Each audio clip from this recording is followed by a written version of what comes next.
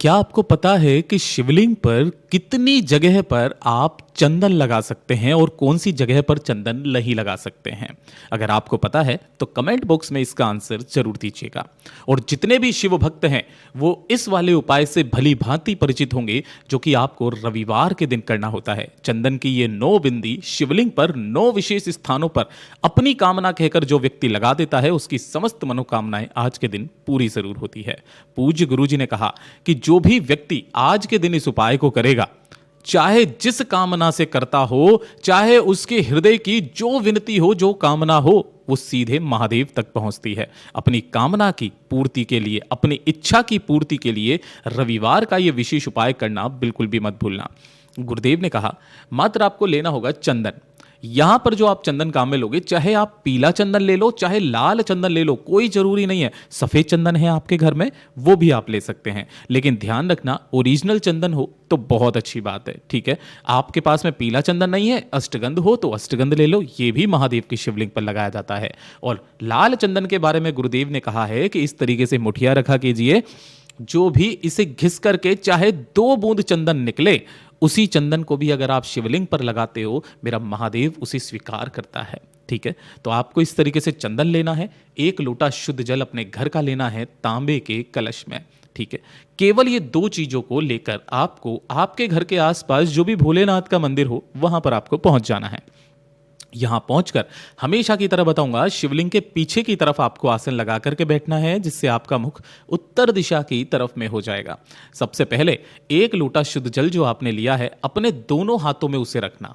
ठीक है ना, इस तरीके से दोनों हाथों में रखना, एकदम सावधान इस तरह जैसे मंत्रोच्चारण की स्थिति होती है, उस मंत्रोच्चारण की स्थिति में आकर के बाबा से विनती कामना करते हुए सबसे पहले अपना नाम बोलना, फिर अपना गोत्र बोलना।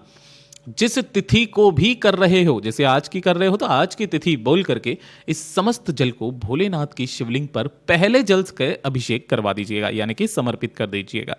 जब यह संपूर्ण जल आपका समर्पित हो जाए, उसके पश्चात आपके दाहिने हाथ की जो अनामिका उंगली है, देखिए मैं आपको बता देता हूं, जैसे ये 5 उंगलियां होती है, मान लीजिए ये अंगूठा है आपका।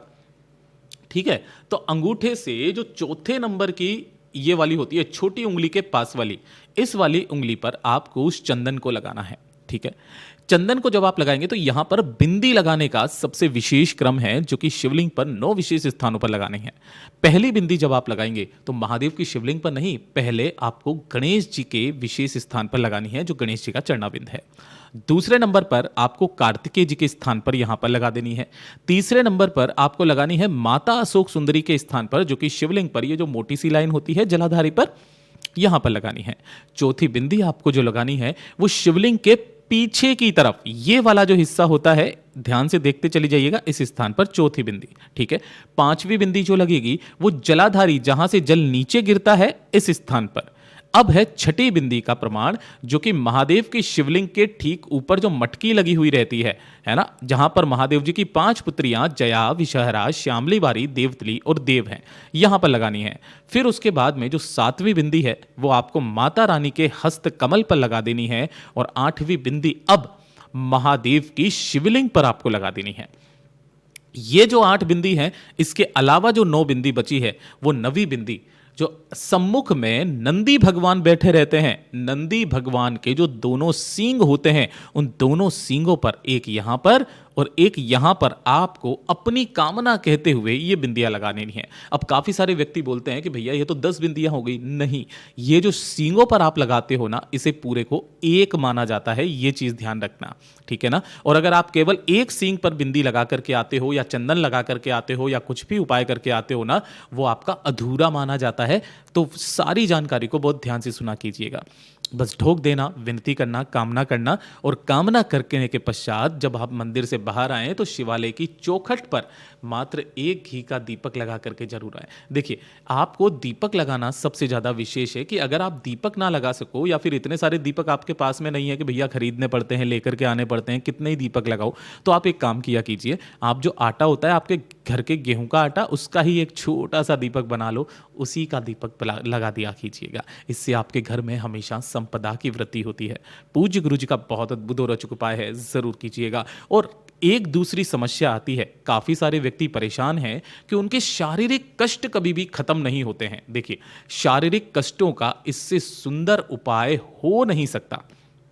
ये वाला उपाय करना किस समय पर है, किस दिन, वो सबसे ज्यादा विशेष महत्व रखता है। देखिए, कई बार क्या होता है, किसी के सिर में दर्द रहता है, किसी के हृदय से संबंधित कोई रोग है, मांसपेशियों में दर्द रहता है, कंधों में दर्द रहता है, घुटनों में दर्द रहता है, पेट की समस्याएं काफी ज्यादा परेशान कर रही हैं, तो उन सभी का केवल और केवल एक इलाज है, जो उपाय किया जाता है रविवार के दिन।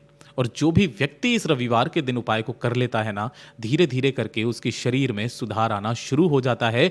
ये एक चिकित्सा भी अगर इस चीज को देखती है, गुरुदेव के वचन है, तो वो भी इसका प्रमाण नहीं दे सकती कि ये हो कैसे रहा है। गुरुदेव ने क्या कहा, वो चीज ध्यान से सुनिएगा। गुरुदेव ने कहा कि आपको इस वाले उपाय के लिए 1 लोटा शुद्ध जल, रविवार के दिन 1 लोटा शुद्ध जल अपने घर में ले लीजिएगा, और 1 चुटकी हल्दी, जो कि आपके घरों में जनरली आपको मिल जाएगी, ये पिसी हुई हल्दी, ठीक है ना, ये हल्दी का जल इसी वाले लोटे के अंदर ही मिला लेना है हल्दी। और ये जो हल्दी का जल है, इसी से आपको जब सूर्य उदय हो रहा हो उसी समय पर आपको क्या करना है, सूर्य भगवान जी को अर्घ देना है। लेकिन अर्घ देने का नियम जान लीजिए, क्योंकि ये सबसे ज्यादा विशेष है। यहां पर जब भी आप अर्घ देंगे तो जो नियम होता है, मुख और नासिका सूर्य भगवान के उच्च स्थल में सम्मुख में होनी चाहिए, लोटा 8 इंच ऊपर होना चाहिए, है ना, और तब जाकर के आप यहां पर जल से अर्घ देंगे। लेकिन अर्घ देते समय एक विशेष रूप से ध्यान से सुनिएगा। जैसे मान लीजिए यहां पर यह है सूर्य भगवान, ठीक है, और सूर्य भगवान को आपने दोनों हाथों से इस तरीके से लोटे से जल आप समर्पित कर रहे हैं।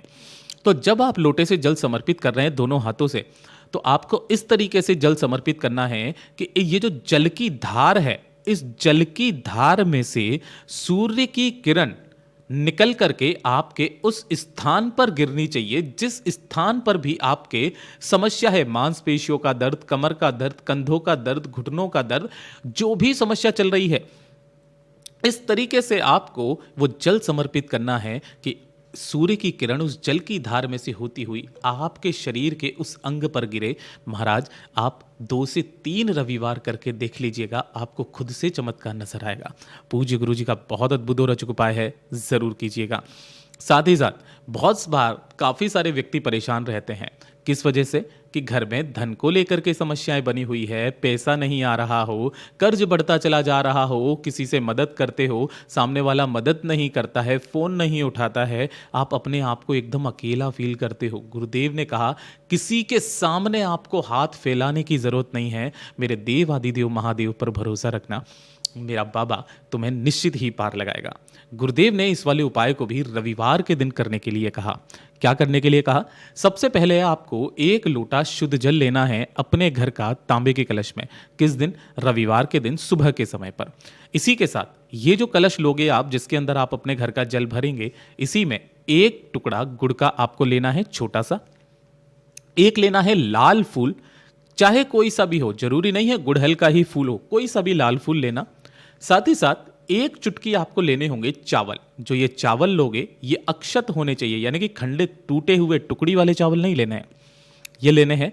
और सबसे विशेष चीज, ये ऐसी लाल मिर्च होती है, इस तरीके की लाल मिर्च के अंदर इस तरीके से बीज निकलते हैं, तो इसी तरीके के आपको 11 बीज गिन करके लेने हैं।